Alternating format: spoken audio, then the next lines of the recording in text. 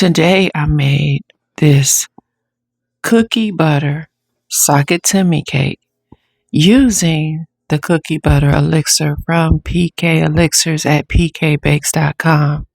And this is how I made it. In a separate bowl, we want 3 cups of cake flour. And we're going to sift that with a half a teaspoon of baking soda,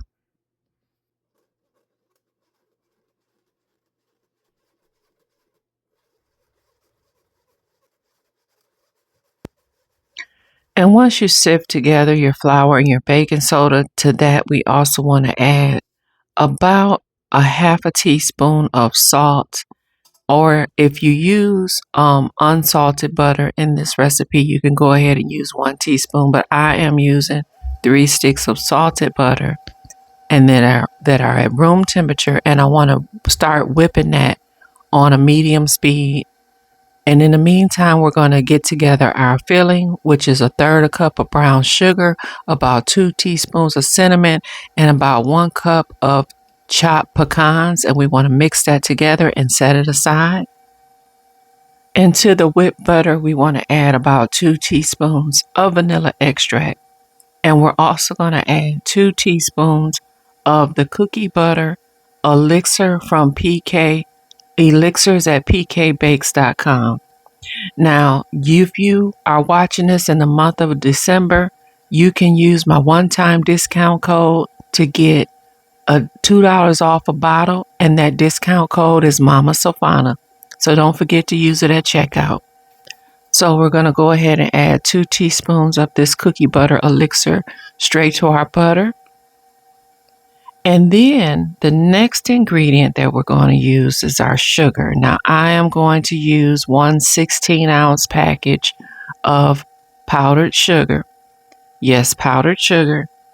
And I Googled it, and Google was telling me that it should be about 3.5 cups or to 4 cups of unsifted powdered sugar in this bag. It is about that. Now you have to keep in mind that powdered sugar is not pure sugar. It also has cornstarch in it. So to use, it may seem like we're using a lot of sugar, but we're really not. So I did end up using the entire 16-ounce package in this. Like I said, and it's gonna be about 3 cups, equivalent to about 3 cups of sugar.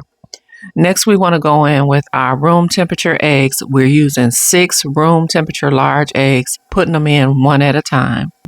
Now, I did switch to my whisk attachment for this step, and once I've incorporated all 6 of my eggs, I will switch back to my paddle attachment. Now, powdered sugar does not incorporate the same as granulated sugar, so if you're using a KitchenAid, you may want to do the same.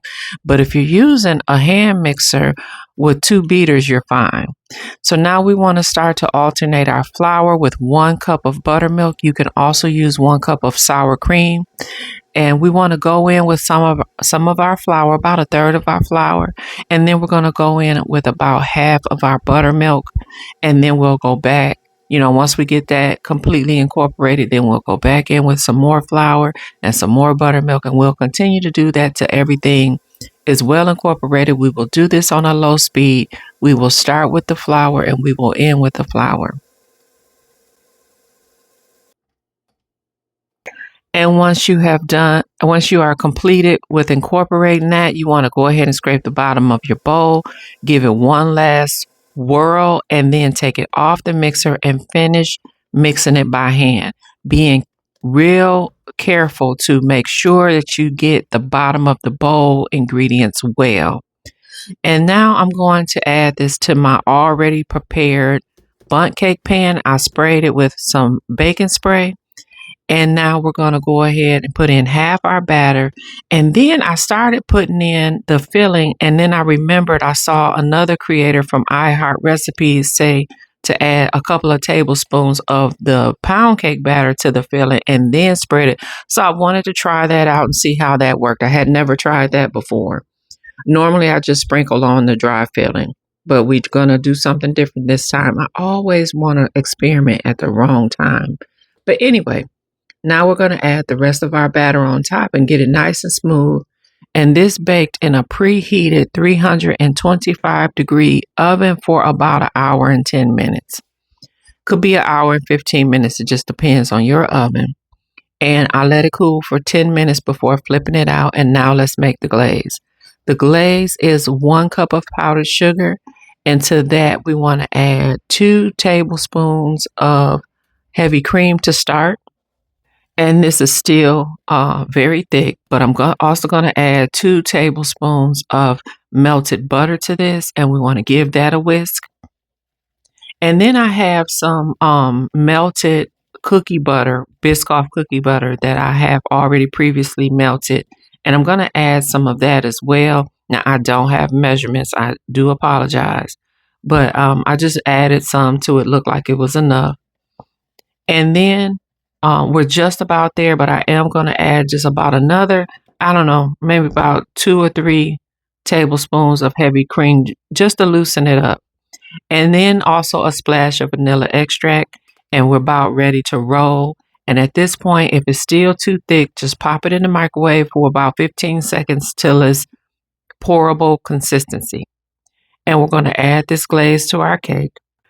And at this point, my cake is completely cooled. I did allow it to cool for about an hour before adding this glaze because I didn't want the glaze to slide off.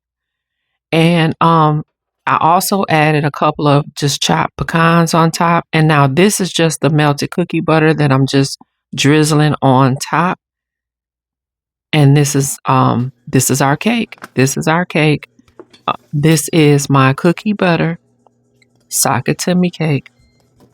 Don't forget to use my one-time discount code over at PK Elixirs, pkbakes.com for $2 off a bottle during the month of December. And it is beautiful.